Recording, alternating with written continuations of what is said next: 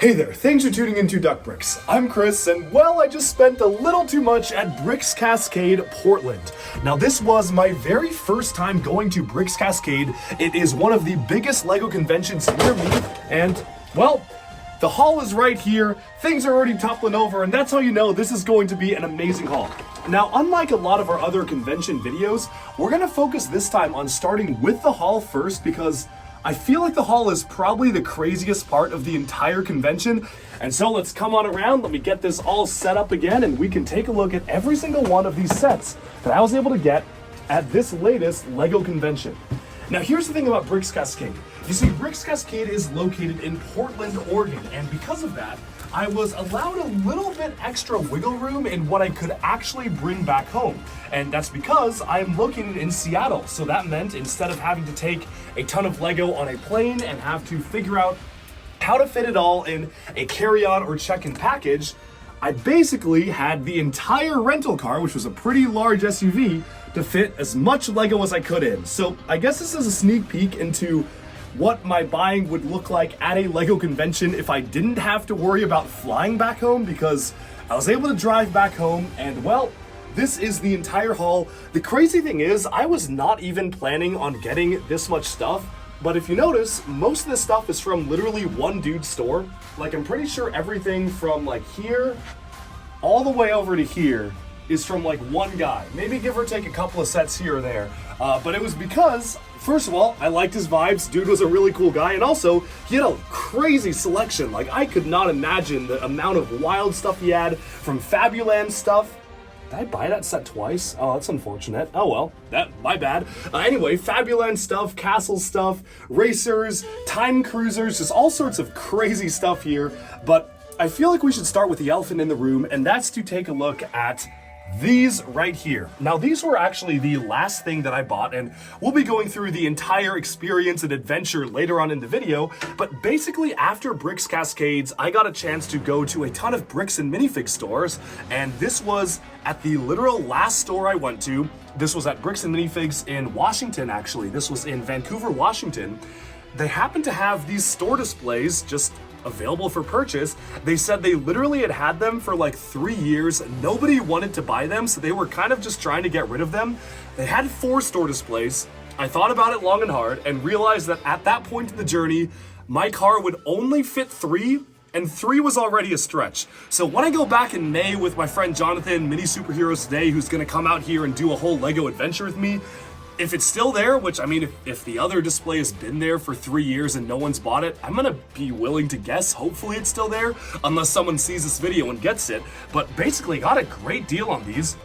The crazy thing is that if you look on the bottom one here, this is for LEGO Hidden Side, it actually still lights up and works, so you can rotate the entire model so you can see the interior of the building. When you press the iPhone button, it illuminates the ghost in the background, which is really cool, and it kind of causes the ghost to appear on screen as well. So that is a super cool function. It's not a store display that you see every day, and Hidden Side to me is one of the most underrated LEGO themes, and it was pretty crazy because I didn't even realize that this still lit up, and I noticed something lighting up in the back of my car, and I was like, oh my goodness, that actually still works, which is absolutely crazy how the batteries have lasted here since like 2019 to now, but super cool to add that to my collection. Next up is a LEGO Elves display. This was another one that I couldn't find much information for online. It does require to be plugged into a wall socket, but the idea is that you can press these buttons and lights will illuminate each of the individual sets. It's showcasing 4 of the original LEGO Elves dragon sets. So this wasn't the first wave, but this one had like the Fire Dragon, the Wind Dragon, Starlight Inn, and the Secret Marketplace. So you can see all sorts of great displays here. And then of course I had to take home the Ninjago one from classic Ninjago Season 1, Rise of the Snakes. You've got the Fangpire Truck Ambush and Kai's Blade Cycle. This one I was able to find some copies of for sale online, but the price was super good. I just couldn't pass it up. Now, moving on to some of the other random display stuff I got, I figure the other gigantic item here is this Ninjago Day of the Departed store display banner. Now, I actually got this from the same store where I got, well, pretty much most of the entire haul. He did have a Bionicle banner, but after thinking it over, he was like, look, you know what? I'll probably use this Bionicle banner for future conventions. So I was like, totally get it. But do you have any other banners you might be willing to sell? He was like, all right, let me see what I can do. The next day he comes back, whips this out of nowhere and is like, hey, do you want a Ninjago banner instead? And immediately my answer was yes, because I actually have quite a few Bionicle display banners. I think I've got like 4 now, but I don't actually own a single Ninjago display banner until now. So this is super cool. Say what you will about Day of the Departed, and I'll say it, it's probably one of the worst installments of Ninjago, but the suits were really cool, and that's what the focus is on this particular banner. I also really like the sets. It's really just that part of the show that wasn't good, so I'm really happy to add this to my collection, and it looks so cool with that eerie moon behind there, the floating Temple of Erjitsu, and of course, Cole as the center focus, which is very awesome to see. And now we can probably move on to some of the standard sets, because those were pretty much just some random store display items, but there are a lot of sets to get through. The first bin right here, which is kind of a strange assortment of things, is I'm pretty sure this is like every Mixel set, or almost every single one. And the reason why I got this is because I actually already own every single Mixel set. But one really cool thing that Mixels did was that they had these combiner models. So they had like, oh, you can combine 3 Mixels to make a max. You could combine 2 of them to make kind of this like 2-pack combiner. You could combine them from different tribes to kind of see what you could do to literally mix them together. And so I figured that I've been wanting to do a Lego Mixels video, and everybody has been asking me. I get a lot of comments about this actually of, when am I gonna cover Mixels? And I feel like I shouldn't cover it until I have like literally everything. So not just a copy of every set, but also every single combiner model. So that's all the 3 combiners, 2 combiners, and interspecies combiners that they have. So it's a pretty crazy undertaking, but because I was buying them all at once, he was able to give me a really good deal. Yes, this came from the same exact store that you're gonna take a look at later in the video. But I basically went up to him and I was like, hey, if I wanted all the Mixels, what is your per Mixel price? And let me just say I got a pretty sweet deal. So setting aside that bin, we can take a look just going from the right side here all the way to the left and start off with some of the sets up here. A lot of these are actually from a different vendor because they actually had some old sealed sets, which was really cool. I got a chance to talk to the owner. He said he was in business since like 1990s, since the early 1990s. So they had a whole crazy range of stuff. And basically they said that whatever just didn't sell, instead of selling them on discount, he would just shrink wrap them and throw them in a warehouse and just wait for the value to go up, which is why they had so many crazy sealed sets. And the prices were not actually that bad. Like sealed Lego Studios, I'm not going to go through the price of every single thing, but $165 for a fully sealed box. Yeah, the box is a bit damaged, but they said it was because of the process they used to shrink wrap it, kind of crushed the boxes a bit, especially with the older boxes. But having that fully sealed for $165 is actually pretty good because the set itself on Bricklink used is closer to 90 to 100. So I figured 65 more bucks to have it brand new is really cool. Same for the Indiana Jones set here. This is actually one of the only Indiana Jones sets I did not own already. Before my friend Jonathan, Mini Superheroes Today, aka the Lego Indiana Jones Ultimate Superfan, visits my collection, I feel like it'd be embarrassing if I didn't have at least all the Indiana Jones sets. So I was like, all right, well, I gotta get pretty much the last one I need, and hopefully I'll be able to get along the way to making a minifigure display as well, which should be pretty cool. Now this set right here is also a Mindstorms expansion set that has sealed bags inside, which is really weird. So recently I was at another meet and greet a few weeks ago at Bricks and Minifigs Utah, and that's actually what I got. I think I actually have it right here, but I got my very first actual Lego Mindstorms set, like the RCX set. I have all the other ones, like I've got the NXT and whatnot, NXT 2.0, 3.0, all that, but I never owned an RCX set until now, which was, I got this a few weeks ago, so it's actually a sealed RCX set, which is pretty cool to see. So now, I've been trying to get like any expansion packs that I can find because I figure it would be really cool to actually be able to do a video on kind of vintage Lego Mindstorms, playing around with the software and how that all works. So this is kind of just a parts pack. The bags are sealed, but the box is open, and I don't care about packaging, so it doesn't matter to me. But you can see in here, you've got a lot of like really interesting space-oriented parts. You've got this whole manual that talks through like different creations that you can choose to make with it. And it's really just an expansion pack. There's a CD in there as well, so super cool to see that. And I can't wait to do an eventual video on it. I probably will wait until I have a few more expansion packs, so this video might not come out until like next year or something, but you know, we'll wait and see, and I'm gonna keep them in reserve until it's time to put out that video. Moving onwards from there, I got another sealed Lego set. This one is actually from one of my favorite used Lego stores, which is Sasquatch Bricks. Yes, Sasquatch Bricks was actually the very first Lego store I ever did a meet and greet at. But I normally don't buy sealed, but I also figured that for $100 this wasn't too bad. It was from the Lego Factory Designed by Me program, which was kind of the precursor to Lego Ideas, where they would have AFOLs design Lego sets and have them be turned into official sets. It was a really interesting one. They've got like an actual Lego designer interview on the side there, which is pretty cool to see that on the side of the box. And yeah, it's just a nice, cool sealed set, so can't wait to put that together. Lastly, on the top of these boxes here, this set is from the same store where I got most of this stuff, but this is the Mickey's Mansion set from 2000 Lego Disney Mickey Mouse. It's a very weird set, but I just had to pick it up because of how strange it is.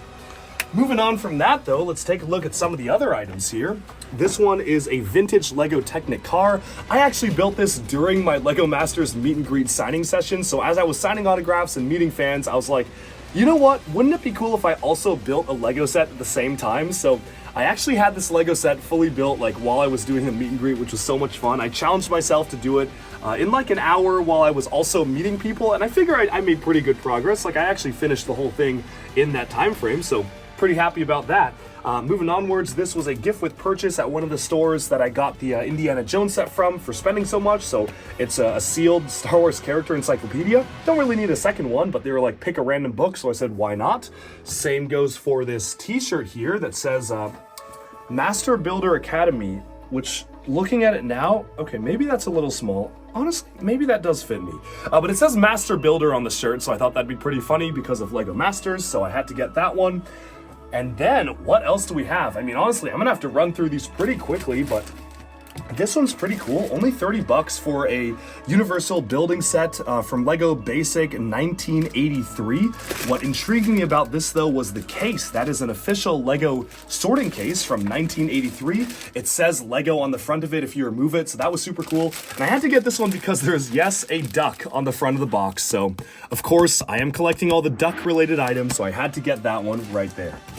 Moving onwards from that, I got another item from the Sasquatch Bricks vending booth. This one is a Lego Technic truck set. Doesn't have instructions, but doesn't really matter to me because I'm just mostly collecting it for the set. And this was showcasing the pneumatic system, so there's a lot of different hoses and air pumps and everything in here. Lots of great pieces. These silver drum lacquered wheels. There's a lot of teal in there, so excited to build that one. And one other sealed Lego set that I got from the same vendor that had the book and the Indiana Jones set and the shirt was this one, the Big Bentley Bust Out. I think it's one of the only Cars 2 sets I never got. I have a lot of memories of seeing this in stores when I was a kid in like 2011 and deciding not to get it when I was a kid. And well, of course, now that I'm grown up, I'm like, okay, well, I figure I might as well complete the collection. And I'm excited to put it together because it seems like it actually has some pretty interesting functions to it. So that one was really just a blast from the past for me and really just a lot of nostalgia because I do have strong memories of literally seeing that at my local Lego store. Moving onwards to stuff I did not see at my local Lego store because not only were they Europe exclusive, but I was also not born yet, are some of these Fabuland items here. Now, Fabuland, if you don't know, was kind of a Lego's first really rich original IP. It had a TV show associated with it. Few people know that Fabuland was actually the first Lego TV show that they put out. Was the Tales of, I think it was Lionel Lion or something like that. But basically, I'm trying to collect every Fabuland set, and he had a ton of them, so I got a ton here.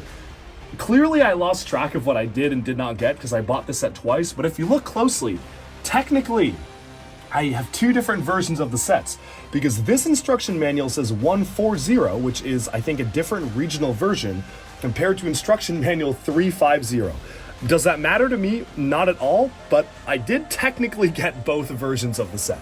Of course, we have the mayor's area, we have a hospital, we have the service station, a taxi stand, which is really cool, and we've got a standard house right here.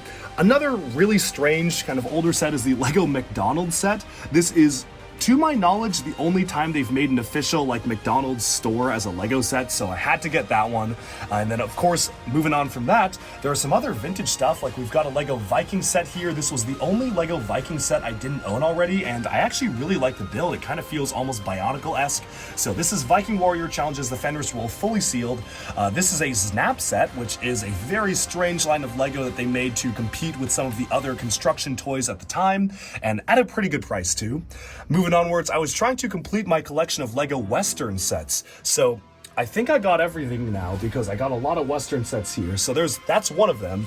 One of the other Western sets, I think the largest one I didn't own was the Chiefs teepee here. So that's this one right here. So this is the Showdown set, and yes, these Western sets are a little bit pricey for what they are, but again, I needed to complete the collection, so it is what it is. And the final one here, which was, I think, how much was this? Only 20 bucks, so not too bad. From 1997, it's the Bandits wheel guns, so now I can officially say I own every single Lego Western set, so expect a video coming out on those.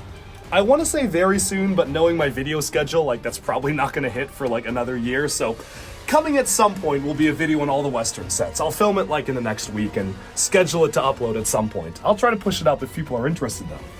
Moving onwards, I got some Lego castle sets. So this one right here is a castle set with the Black Falcons and some of the Dragon Knights. So that's really cool to see, or the Crusaders, Black Falcons and Crusaders there. So super cool to see just some of those vintage Lego castle items. Now moving onwards, we have this item right here. It's one of, in my opinion, the most interesting and coolest items I got, although maybe most people won't really care about what it is. So what is this? This is the Time Twisters Time Machine console. And the idea behind this is that you take the set, which I already do have. I own the set by itself. But this was a special promotional pack where you could actually fly it through the Time Twisters console. It's a very weird official Lego item, and I've been hunting this down. There have been many examples of it, and I actually had this for a split second. I had this shrink wrapped and sealed, but then I was like, well, should I have paid $300 or $250 for that? Probably not. So I sold it to someone else because I'm gonna open it anyway, and I was just still on the hunt for it used. And finally, somebody had it for sale used for $40. Again, I'm telling you, the prices on this guy's store were insane. So huge thank you to hooking me up with this really interesting Lego item, and I can't wait to display it alongside my other Lego Time Cruisers and Time Twisters sets. The set itself, since I already own it, might appear on a future Whatnot stream at some point soon. Moving onwards from that though, let's see, what else do we have? All right, so Speed Champions. Speed Champions is a theme that I only started collecting ever since they switched over to the 8-stud wide vehicles, and so because of that, I never actually got some of the rarer 6-stud wide ones. To date, I was missing 4 Speed Champion sets before the convention, and now I don't think I'm missing any. Technically, there was an employee exclusive. If you worked for Mercedes, you got a special one, like if you were on the pit crew team. So that's kind of unattainable. I don't think I'll ever own that one. Maybe if someone sells it on Brooklyn, but otherwise, I think these are the only standard retail sets I was missing, and there's some of the larger ones as well because I mostly was collecting just a lot of the cars. So we have a Ferrari development center there, which is really cool because they actually have the aerodynamics test. We have a Porsche 919 Hybrid and 917K pit lane set, so it's 2 cars there. This is the Ferrari Ultimate Garage, and I really like the archway here, like using the roller coaster pieces is very, very cool. So this actually has 3 cars in it, which is quite nice to see different eras of Ferrari. I just saw the movie as well about Enzo Ferrari, so that's really cool to see one of the vintage ones. And lastly, we have a Chevrolet Camaro drag race, and that also has 2 cars there, so killing 2 birds with 1 stone. Moving onwards from that, we just have a couple of other smaller items here. This is a vintage Lego fire engine from 1986. Now, what's really cool about this is that the minifigures included in this are not your standard Lego minifigures. Instead, they're using Fabuland legs and arms and bodies basically, but they have these specially molded heads, and it was kind of a cross between Lego and Duplo at the time, so had to get it because I don't actually think I own one of these minifigures until now. So this is actually my first time, believe it or not, collecting one of these figures, which is super cool because now I can say I've added another unique minifigure type to my Lego collection. So that's really cool. The instructions are right here, and it even shows people building it together, which is pretty cool at vintage instructions. And speaking of vintage, I mean, check this out. This is a wooden Lego truck. It is from, yes, the original era of wooden toys, just like the wooden duck. And there was a seller selling a ton of wooden toys, but the only one that was intact enough that you could see the Lego logo on the front was this truck here.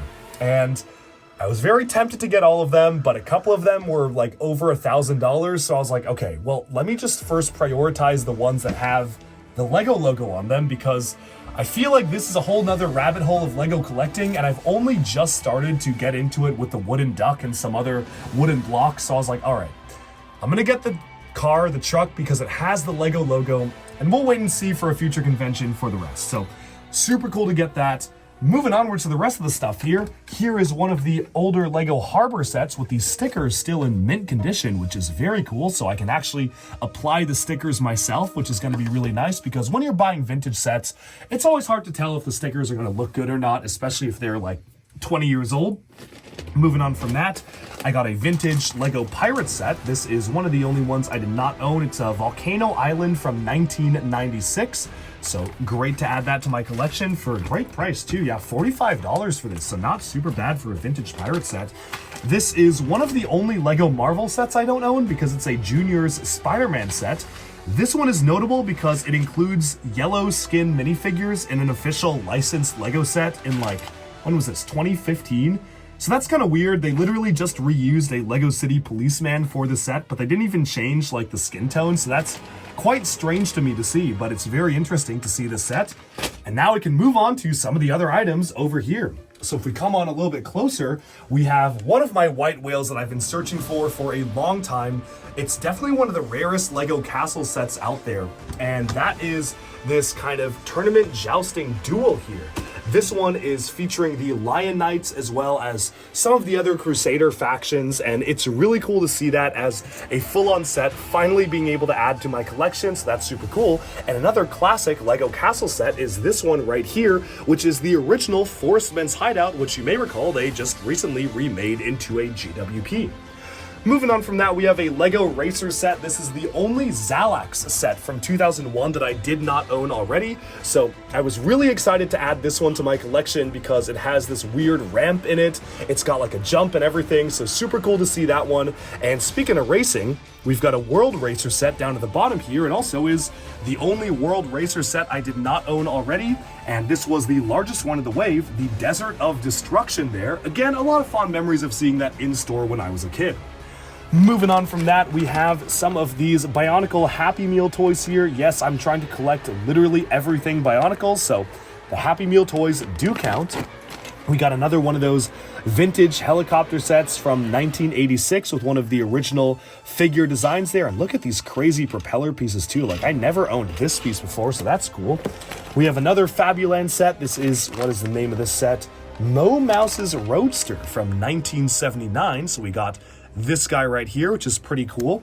And then we have some other vintage Lego items. We've got a Lego UFO trike here. We have a classic space set. This one was, yeah, $25 for the Cosmic Comet from 1985. So great price for a vintage Lego classic space set here too.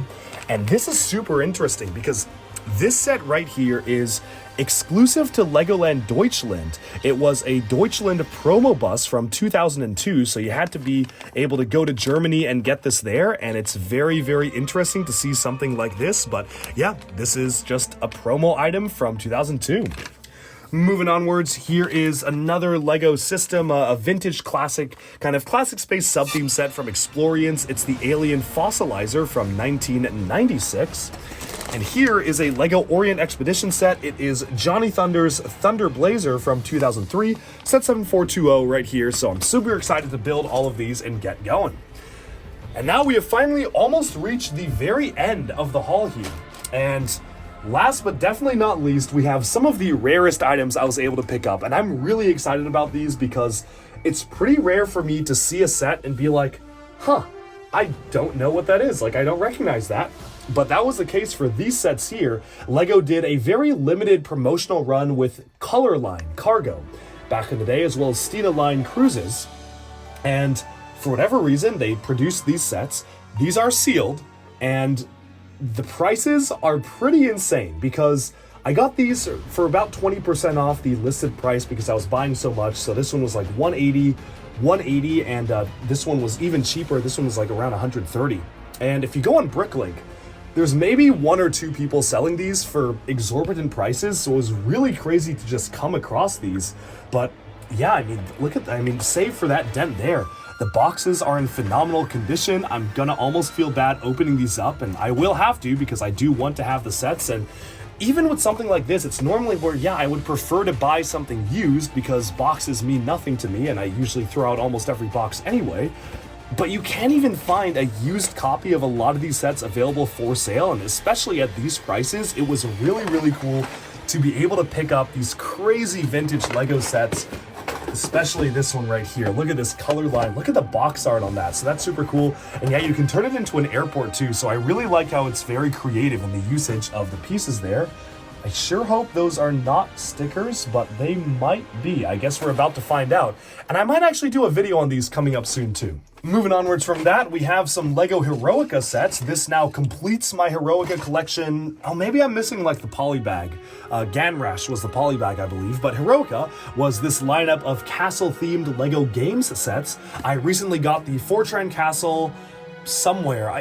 Maybe in Denmark is where I got it. I remember I got it on a trip somewhere because Singapore. Got it in Singapore last year. And I wanted to get them all so I can maybe do a video on actually trying these out and playing the game itself. So I do have pretty much a complete collection now, but I'll wait until I get the polybag to do a video on that. Here was a great set that I got at a pretty good price. 6600 is this kind of road construction set. It's got these gigantic Lego roads plate systems being used. And this was, I think this was only like 40 bucks, which is crazy because the cheapest one on Bricklink is almost double that. So super happy to add this to the collection. And lastly, there's a couple of Lego City Jungle sets, specifically the Jungle Starter set and the Jungle Buggy, which are some of the only Jungle sub-themed Lego City sets I did not already own. So maybe those are like the least interesting things here, but you know what? You have to end the haul somewhere. Final items are these 2 things here. Yes, these are official Lego Ninjago items from 2015, Zane's mask and Jay's mask. It is just a plate and a ton of 1x1 bricks, but what's really special about these is that the instructions are actually very unique to these, and you can only get these if you actually went to some, I think this was like a Toys R Us event. Yeah, Ninja TRU. So it was definitely a Toys R Us event to build these, and it's super cool because these were only $5 a piece. And finally, there was this special exclusive custom Lego Bricks Cascade set that was given to all attendees. So this was the perfect place to end the haul and transition over to the incredible experience that I had at Bricks Cascade. Because of course, the purchases are just one very small part of the stuff that you can do at a Lego convention. Bricks Cascade was full of mocks, it was full of a ton of interesting panels, and I got a chance to hang out and meet with a ton of old Lego friends. And most importantly, I was there for Lego Masters, so I did 3 meet and greets and I did 1 panel. And that is a topic for a future video because I wanted to dedicate this video just to the haul. But stay tuned because I will be putting out a full coverage of the entire journey of not just going to Bricks Cascade convention, but also going to all of the used Lego stores on my way driving back home. It was a crazy road trip, so that's a ton of fun. I can't wait to put that video out. But as of right now, thank you so much for watching. I hope you enjoyed this Lego convention haul video, and stay tuned for even more coming your way very soon. Thanks so much, and bye for now.